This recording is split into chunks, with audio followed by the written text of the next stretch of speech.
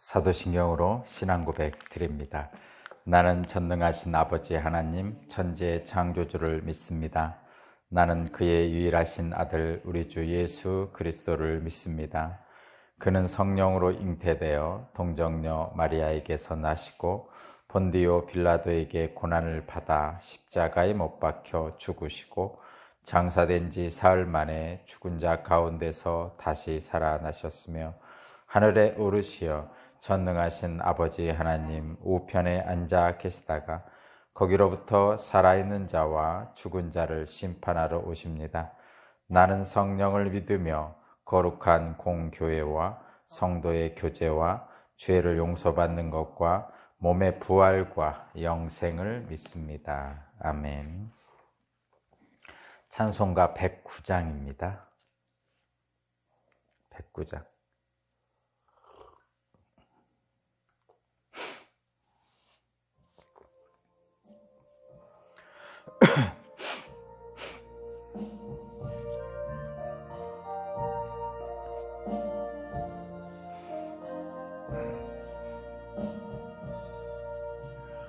고요한 밤 거룩한 밤 어둠에 묻힌 밤 주의 품어 앉아서 감사 기도 드릴 때 아기 잘도 잔다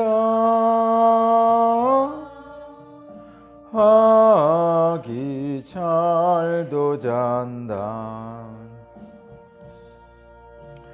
고요한 밤 거룩한 밤 영광이 들린 밤 천군 천사 나타나 기뻐 노래 불렀네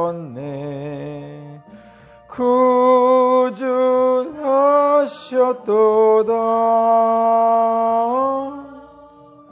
구주나셨도다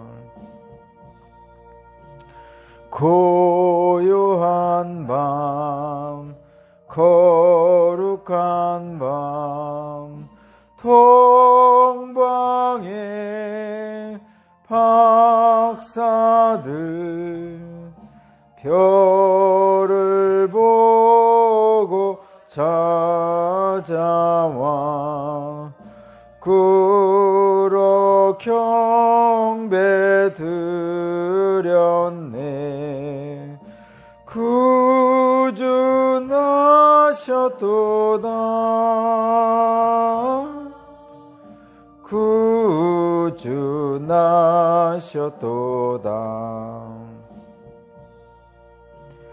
고요한 밤 거룩한 밤 주 예수 나신 밤 그의 얼굴 광채가 세상 빛이 되었네 구주 나셨도다 구주 나셨도다 아멘.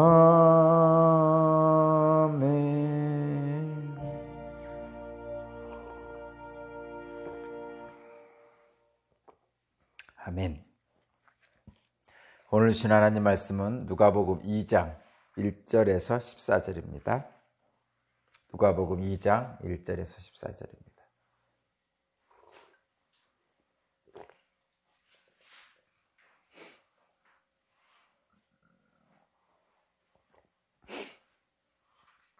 누가복음 2장 1절에서 14절까지 말씀을 제가 봉독하겠습니다.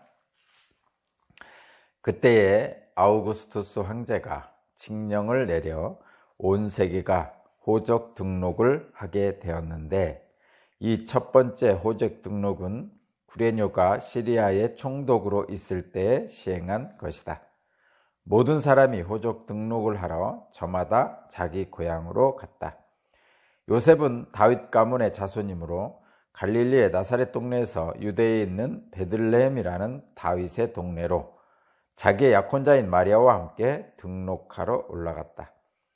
그때 마리아는 임신 중이었는데 그들이 거기에 머물러 있는 동안에 마리아가 해산할 날이 되었다. 마리아가 첫 아들을 낳아서 포대기에 싸서 구유에 눕혀 두었다. 여관에는 그들이 들어갈 방이 없었기 때문이다. 그 지역에서 목자들이 밤에 들에서 지내며 그들의 양떼를 지키고 있었다.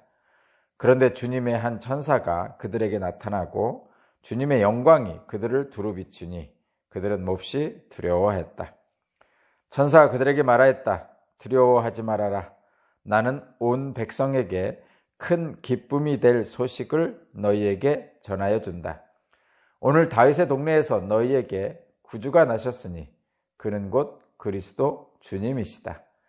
너희는 한 갓난아기가 포대기에 쌓여 구유에 뉘어 있는 것을 볼 터인데 이것이 너희에게 주는 표징이다. 갑자기 그 천사와 더불어 많은 하늘 군대가 나타나서 하나님을 찬양하여 말하였다. 더없이 높은 곳에서는 하나님께 영광이요 땅에서는 주님께서 좋아하시는 사람들에게 평화로다. 아멘.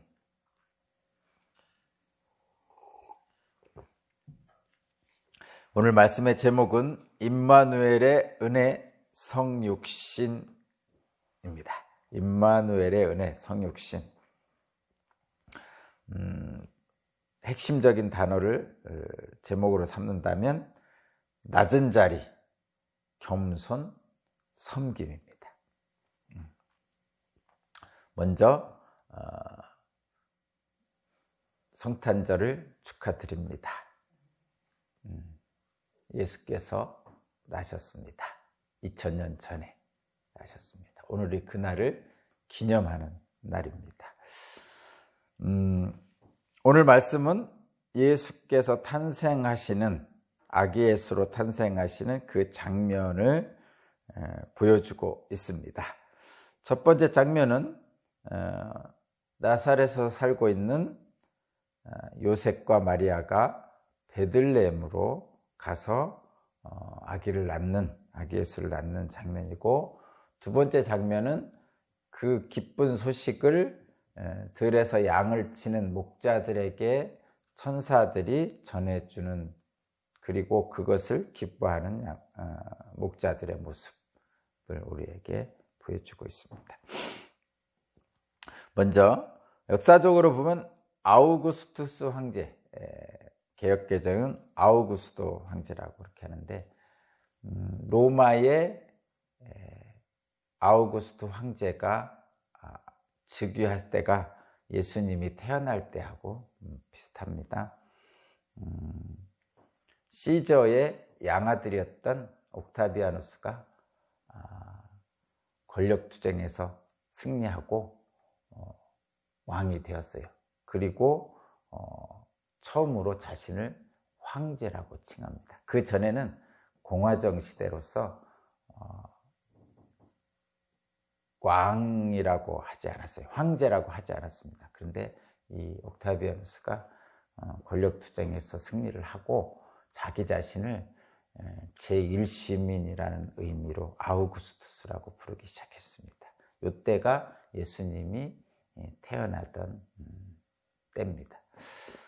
권력을 잡은 그 아우구스투스 황제가 자기의 그 온 땅, 자기의 점령한 지역 전체를 다시 한번 확인하는 작업을 하는데, 그것이 인구조사였어요. 인구조사는 호적, 옛날로 얘기하면 호적 정리하는 거죠.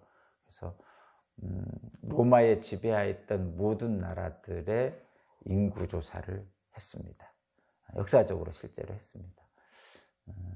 그때를 배경으로 오늘 본문이 시작되고 있죠. 글쎄 잘 모르겠지만 요즘은 우리는 모든 제도가 완비돼 있어서 고향으로 안 가도, 본적으로 안 가도 호적 정리를 할 수 있잖아요. 인구조사를 하잖아요. 근데 이때는 자기의 본적지인 고향으로 가서 인구조사에 응했던 것 같습니다. 그래서 마리아는 요셉과 함께, 요셉과 결혼할 사람이니까 요셉과 함께 요셉의 본적지인 베들레헴으로 갑니다. 그러니까 다윗의 후손들은 베들레헴에 본적을 두고 있기 때문에 거기 가서 이제 호적을 정리하게 됩니다. 근데 가보니까 그렇게 많은 사람들이 이제 이동을 했으니까 이제 여관이 없었나 봐요. 잘 데가. 마리아는 잉태를 해서 이제 해산날이 다가왔고 잘 데는 없고, 그래서 마구간, 여기 말구유라고 표현되어 있는데 7절에 구유라고 표현되는데 마구간에 들어가서 이제 밤을 지내는 거죠. 근데 그 마구간에서 밤을 지내다가 마리아가 해산을 합니다. 그리고 해산을 한 아기 예수를 이제 강보에 싸가지고 말구유, 그러니까 말구유가 여물통? 말에게 이렇게 옛날에는 여물통이 있었는데 요즘 젊은이들은 잘 모르겠지만 그 여물을 넣어두는 통이 있죠. 사실 깨끗하기만 하면 거기에 아기 예수를 뉘을 만한 곳이죠, 실제로는. 그렇죠? 근데 엄마 옆에다 뉘을 텐데 말구유에다 뉘었다는 게 좀 특이하긴 하죠. 그래서 말구유에 딱 강보에 싸서 뉘어놓고 뉘어놨다는 그런 내용입니다. 그리고 천사들이 이제 목자들에게 그 기쁜 소식을 전해주는 그런 모습입니다. 한번 보면요, 여기에 나타나는 의미를 보면 이렇습니다. 7절에 보면 7절을 제가 읽어보면 마리아가 첫 아들을 낳아서 포대기에 싸서 구유에 눕혀두었다. 여관에는 그들이 들어갈 방이 없었기 때문이다. 이렇게 표현했고요. 그 다음에 12절을 보면 12절, 너희는 한 갓난 아기가 포대기에 쌓여 구유에 뉘어 있는 것을 볼 터인데 이것이 너희에게 주는 표징이다. 이렇게 표현하고 있죠. 사실 말구유에 아기 예수가 뉘어 있지만 아기 예수가 누굽니까? 아기 예수는 본래 하나님이죠. 어제 말씀에도 나왔고 그저께 말씀에도 나왔지만 본래 하나님이신 성부, 성자, 성령 중에 한 분이신 성자, 본래 하나님과 한 분이시고 하나님이 세상을 창조하실 때 함께 세상을 창조하신 분입니다. 말하자면 신입니다. 신. 그 신이 인간으로 오신 거예요. 이것을 성육신이라고 합니다. 성스러울 성자, 인간의 육체할 때 육자, 그런 거죠. 성육신, 성스러운 분이 인간으로 오셨다는 것이죠. 임마누엘이라는 게 그것입니다. 하늘에 계신 하나님이 우리 인간 곁으로 오셨습니다. 그래서 우리와 함께 있습니다. 그것이 임마누엘이죠. 도저히 상상할 수 없는 일입니다. 이것은. 그러니까 제가 여러분에게 늘 말씀드렸듯이 우리 이 세상에 두 번의 놀라운 일이 있었는데 첫 번째 놀라운 일은 이 세상이 창조된 거예요. 창조된 거. 없던 세상이 만들어진 거죠. 창세기에 나오는 것처럼 세상이 창조된 것이고, 두 번째 놀라운 것은 그 창조하신 창조주께서 이 세상에 인간의 모습으로 오신 것이죠. 두 가지가, 이 세상에 두 가지 놀라운 일이 있었는데 바로 그것이 두 가지입니다. 만들어 놓고 그 만드는 안으로 들어오신 거죠. 오늘 본문에 나오는 그 말씀에 따라서 구유라는 그 말구유라는 말 속에, 그 언어 속에는 무엇이 들어있냐면 낮은 자리라는 의미가 들어있고요. 그러니까 하늘 보자 높은 자리에서 이 땅 낮은 자리 말구유로 내려오셨죠. 그것은 기독교의 가장 기본적인 덕목인 겸손을 표현합니다. 그래서 그 아기 예수를 겸손의 왕이다 이렇게 표현하고 있죠. 그리고 겸손하게 낮은 자리로 오신 분은 무엇을 행하시냐면 섬기죠. 누구를 섬기냐면 우리들을 섬겨줍니다. 놀라운 일이죠. 세상 사람들은, 세상에서는, 우리가 사는 세상 사람들은, 저와 여러분은 섬기는 것보다는 지배하는 걸 좋아해요. 섬김을 받는 걸 좋아합니다. 섬기는 것보다 섬김을 받는 걸 좋아하죠. 좀 쉽게 얘기하면 야단맞고 지적받는 것보다는 칭찬받는 걸 좋아하죠. 어떻게 보면 당연한 얘기입니다. 저와 여러분은 섬기기보단 섬김 받는 걸 좋아하고요, 지배당하기보단 지배하는 걸 좋아하고요, 낮은 곳보단 높은 곳을 좋아합니다. 그래서 끊임없이 높아지려고 애쓰는 것이 이 세상의 원칙이죠. 근데 하나님은 이 세상을 하나님의 덕목으로 만드셔서 사실은 모든 것을 낮아지는 쪽으로 만드셨어요. 근데 인간은 높아지려는 쪽으로 향하는 거죠. 좀 거꾸로예요. 세상 이치가 다 낮아지는 거잖아요. 하늘에서 비가 떨어지잖아요. 물이 높은 곳에서 낮은 곳으로 흐르죠. 그런 의미 좀 있습니다. 근데 예수님은 겸손히 섬기는 일을 하러 이 땅에 오셨죠. 낮은 곳으로. 그런데 세상 사람들은 겸손히 섬기는 것을 약한 것, 부족한 것, 그렇게 생각하는 경향이 좀 있습니다. 예수님은 사람을 섬기고 죄인을 구원하기 위해서 가장 낮은 곳으로 겸손한 모습으로 아기 예수로 말구유로 오셨습니다.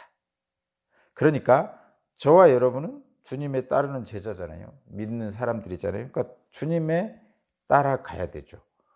그래서 저와 여러분이 해야 될 일은 뭐냐? 예수님이 이 땅에 섬기러 오신 것처럼 저와 여러분도 예수님의 제자이기 때문에 섬기는 일을 해야 되는 거죠. 쉽지 않지만 그 길을 가기로 결심한 저와 여러분들입니다.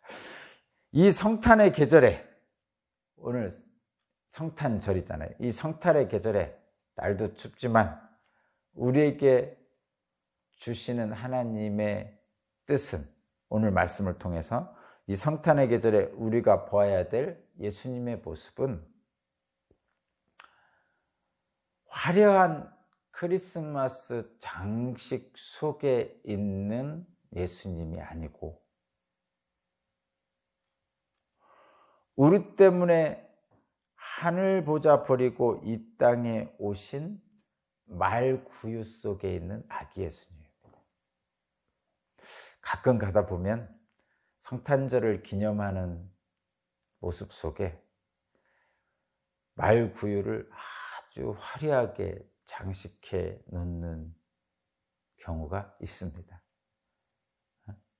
정말 양털로 목화솜으로 그와 의에 빛나는 금빛 별들로 정말 따뜻하고 포근하고 안락한 그런 예수님이 누워있는, 아기 예수가 누워있는 말구유를 만들어 놓는 경우가 있죠. 근데 그것은 저와 여러분들이 예수님을 받드는 마음으로 그렇게 만들어 놓은 거죠. 마음으로. 그러니까 그런 마음은 선한 마음입니다. 다만 실제로 예수님이 계셨을 것이라고 생각한 말구유는 여러분도 현실에서 보는 그것보다도 더 열악했을 거란 말이죠. 그렇죠? 캄캄했을 것이고 냄새도 엄청 날 것이고 주위에는 지푸라기 같은 말 먹이들이 널려 있을 것이고 말구유 먹다 남은 말이 먹다 남은 음식 찌꺼기 있을 것이고 말의 그 지저분한 냄새, 똥냄새 이런 것들이 다 있을 거란 말이죠. 십자가도 마찬가지죠. 십자가는 저와 여러분들의 마음을 담아서 그분을 상징하는 십자가를 잘 치장하고 싶고, 그래서 금으로 된 십자가, 보석 박힌 십자가, 아름답게 꾸며놓은 십자가가 있어요.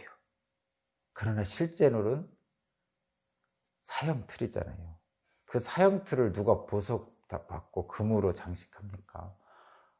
가장 어떻게 보면 쓸모없는 나무로 만들지 않겠어요? 자, 오늘 성탄절에 제가 이런 말씀을 드리는 것은 뭐냐면, 예수님은, 이 땅에 오신 예수님은 하늘 보좌를 버리고 겸손하게 말구유에 오신 우리의 주님이시죠. 그리고 그분은 그렇게 오신 이유는 우리에게 낮은 자리로 오셔서 겸손하게 섬기는 모습을 우리에게 알려주시는 겁니다. 그러면 저와 여러분은 예수님을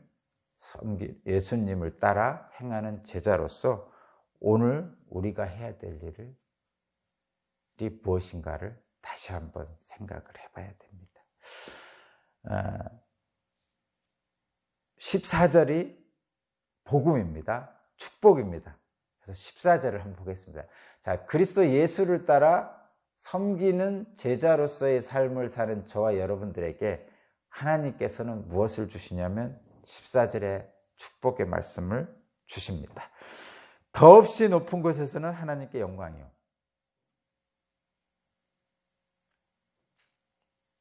우리와 직접적인 관계 없습니다. 이것은 더없이 높은 것은 하나님의 영광입니다.